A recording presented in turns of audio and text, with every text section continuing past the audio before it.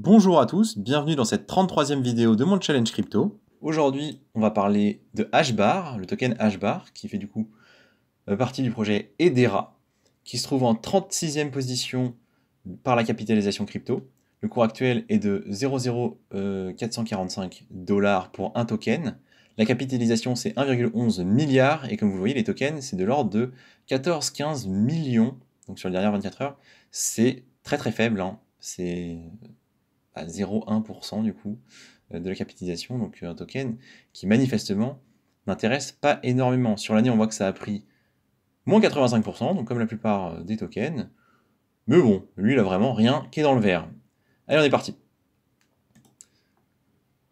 Donc en une phrase, HBAR, c'est un réseau public qui va ressembler à blockchain, mais qui n'est pas une blockchain, et qui par contre est contrôlé par quelques grosses entreprises. On y reviendra tout à l'heure. Sa valeur ajoutée, donc du coup, c'est d'aller déjà concurrencer les blockchains en proposant une pas en proposant une technologie alternative, parce que c'est pas eux qui la proposent, mais en proposant un projet qui a une technologie alternative, qui s'appelle le DAG, pour Directed Acyclic Graph. Concrètement, en quelques mots simples, c'est un réseau de transactions individuelles qui sont reliées les unes aux autres. Donc chaque transaction est reliée à d'autres transactions, et comme vous le comprenez dans la phrase que je viens de dire, il n'y a pas de bloc. Là où dans la blockchain, chaque transaction va être mise dans un bloc qui va être envoyé au réseau, puis va être validé. Après, chacun a sa technique de validation, mais c'est comme ça que la blockchain va aller fonctionner. Ici, pas de bloc, juste des transactions qui sont connectées les unes aux autres et qui sont mises dans un registre en fait. Ça a été fondé en 2018, le token a été lancé en 2019. C'est américain, derrière il y a l'entreprise Hedera HGRA, qu'on connaît bien évidemment de par le nom du token. Et ils ont levé 124 millions lors des ICO. On va maintenant parler de la technologie. Donc, c'est pas un vrai proof of stake, c'est pas un proof of stake vu qu'on n'est pas sur la blockchain, mais si on devait comparer à ce qui se passe dans la blockchain au niveau du fonctionnement, c'est ce qui ressemblerait le plus, c'est un proof of stake. Sauf que comme il n'y a pas de bloc, évidemment, vous n'avez pas tout le système de validation lié au bloc. Donc c'est voilà, c'est un faux proof of stake, mais voilà, c'est à ça que ça pourrait ressembler. Peut-être à un proof of authority, vu qu'en fait, on a la gouvernance qui est gérée par une poignée d'entités. Donc le consensus s'appelle ABFT, c'est en fait un consensus asynchrone byzantin. Et donc l'idée, c'est qu'il n'y a pas d'ordre d'arrivée, il n'y a pas de bloc. Donc ça, vous le voyez un petit peu sur l'image à droite que j'ai récupérée sur Coin... Non, Cryptost, tant pour moi.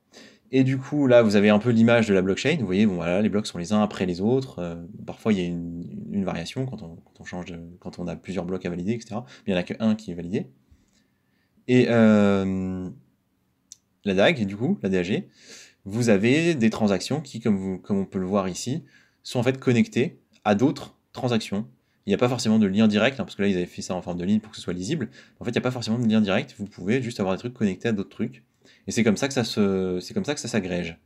Ça nous permet d'avoir 10 000 transactions, super impressionnant. Donc ça, c'est vraiment ce qui est affiché un peu partout. Mais en fait, c'est pas 10 000 transactions pour toutes les transactions, c'est 10 000 transactions pour les transactions de wallet à wallet seulement. Sinon, c'est beaucoup plus restreint.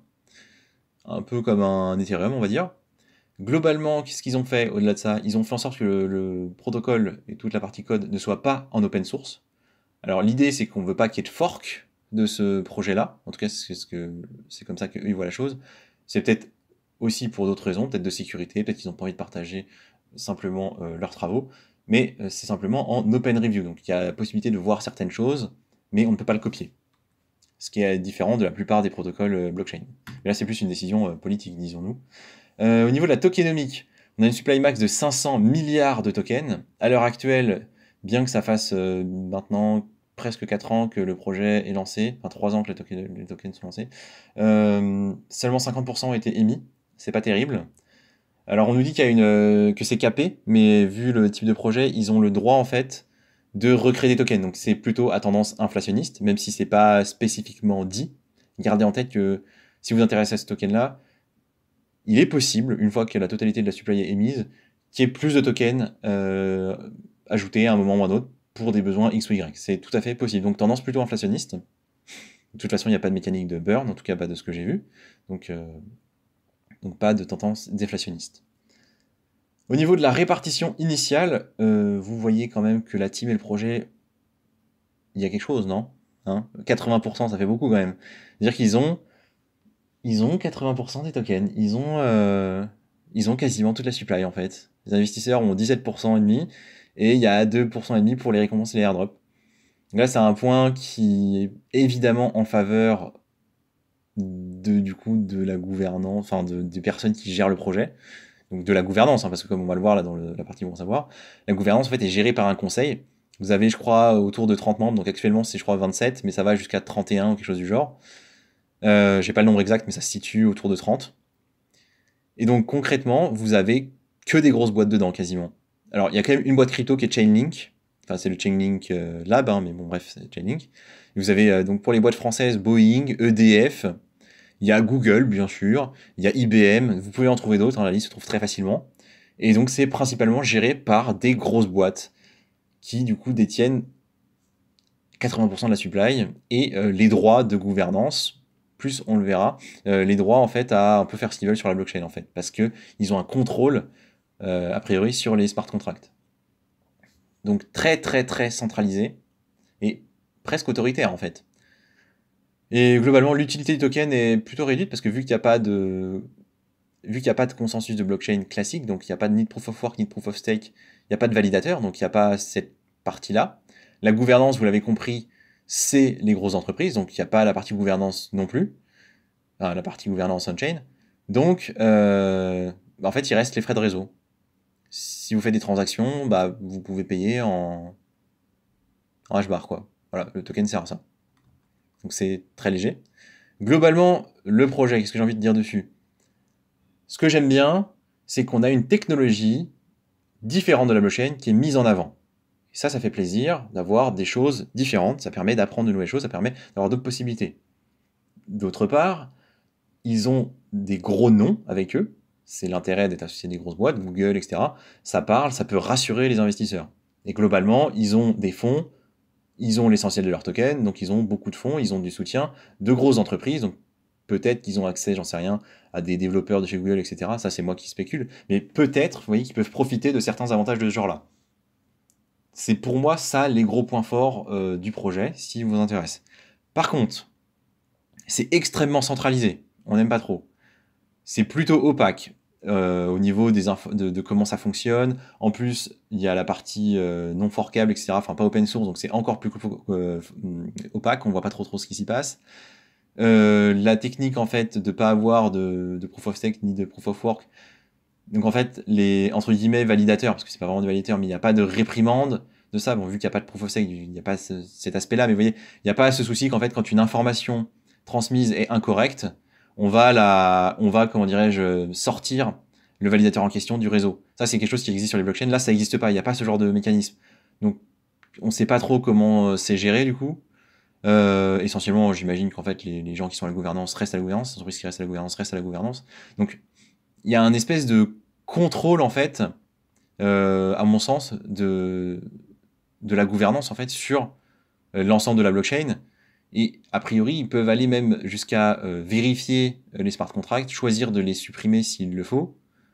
Je ne sais pas comment ça se fait techniquement, mais il semblerait, enfin j'ai lu des choses disant que c'était possible. Je ne peux pas l'affirmer à 100%, mais ça semble pas complètement incohérent.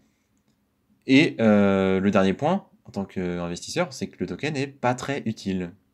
Bah, honnêtement, il sert juste à faire des transactions sur une blockchain qui intéresse je sais pas trop qui, parce qu'on l'a vu, les volumes sont très faibles. Et globalement, à titre personnel, si je devais me servir d'un protocole pour X ou Y service, j'irais pas choisir quelque chose qui est aussi centralisé, avec une espèce d'autorité supérieure qui peut faire un peu ce qu'elle veut avec. C'est, à mon sens, plutôt contraire aux intérêts de la blockchain. Alors peut-être que c'est moi qui n'ai pas bien compris certaines choses, auquel cas, si vous avez des informations autres, n'hésitez pas à me les transférer, à m'en informer. Mais moi, de ce que j'ai compris, c'était plutôt ce genre de choses-là, et ça ne me plaît pas trop en tant qu'investisseur. Et encore moins en tant qu'utilisateur. Maintenant, graphiquement, ce que je vois, c'est que on est quand même sur du bas, hein, du bas de niveau, comme le reste des cryptos. On a eu un très bel ATH ici, donc, non, pardon, ici, du coup, en septembre 2021. Donc là, la bonne nouvelle, du coup, c'est que la deuxième partie de bull run de 2021 a été plus importante que la première. Donc ça, c'est quelque chose qui est pas mal. Ça fait une tendance haussière. Par contre, depuis, glissade totale. Vraiment totale. Il y a eu un petit rebond là cet hiver en mars. Sinon, ça glisse, ça glisse, ça glisse. Et à mon sens, bien qu'on soit arrivé sur les plus bas de... il y a un moment, du coup de janvier 2021, donc il y a presque 2 ans, je pense que ça peut aller tranquillement plus bas. J'ai tracé 3 zones. Donc là, on a une résistance et là on a 2 supports. La partie jaune, la zone jaune, enfin la ligne jaune, à mon avis, on peut y aller. Voilà. Sur un certain nombre de mauvaises nouvelles ou juste une tendance globale qui n'est pas à la hausse. Je ne parlais pas de tendance globale très baissière, mais tendance globale qui n'est pas à la hausse sur le marché en général. Je pense qu'on peut y aller tranquillement. Parce qu'il y a très peu de résistance en fait. Ici, on voit ça a été direct la montée, là ça a été direct la descente. Donc je pense qu'on peut aller rechercher les 0,03 dans quelques semaines, dans quelques mois, sans trop de soucis. Le reste, j'irai pas me prononcer dessus. De toute façon, vous l'aurez compris, je ne souhaite pas à titre personnel trop me positionner sur ce projet-là, en tout cas pas pour le moment. À voir s'il y a des nouvelles qui me plaisent plus, mais pour le moment, ça semble pas être le cas. Si vous, il vous intéresse, mon opinion, c'est que on peut atteindre cette zone-là tranquillement, je pense. À noter tout de même, au niveau du RSI, que il a été touché là et il a été touché. Donc là, quand je dis là, c'est en juin, hein, cet été, quand il y a eu la grosse baisse suite à Terra Luna. Et ici, suite à FTX. Donc, il a tendance à être proche de la survente. On est tout juste à 30. Donc, pas de souci. Ça va potentiellement, à mon avis, rebaisser. On peut regarder rapidement l'indicateur des volumes, qui va nous montrer un petit peu l'intérêt. Et on voit qu'il est en tendance fortement baissière depuis là, hein. Même depuis la première partie bull run. Hein. Clairement, en mars 2021, on a eu des belles valeurs, là aussi en janvier 2021. Donc hiver 2021, depuis c'est quand même plutôt en baisse. Il y a eu des petits réveils, hein, bien sûr, là, mais globalement c'est en baisse. Vous voyez, les volumes sont très bas, on a vu tout à l'heure, hein, c'est 14 millions pour un truc qui fait plus d'1 milliard. C'est globalement un projet qui pour le moment n'intéresse pas trop au niveau des transactions. Et allez, rapidement, la convergence du coup des moyennes mobiles, on le voit, elle n'est pas là la convergence. Hein. Bon, certes, c'est en semaine, donc en 200 semaines, c'est loin. Peut-être aller regarder en daily. En semaine, on est très très loin. C'est 4 fois le prix hein, pour 200 jours, donc c'est très très loin. On regarde juste ça en daily et on arrête. En daily, on est à 0,7, donc c'est beaucoup moins scandaleux. Mais clairement, il n'y a pas d'urgence. Pas besoin de se presser. À mon avis, si le truc vous intéresse, vous pouvez attendre. Voilà, c'est tout ce que je voulais dire sur HBAR. Merci de m'avoir écouté et à la prochaine.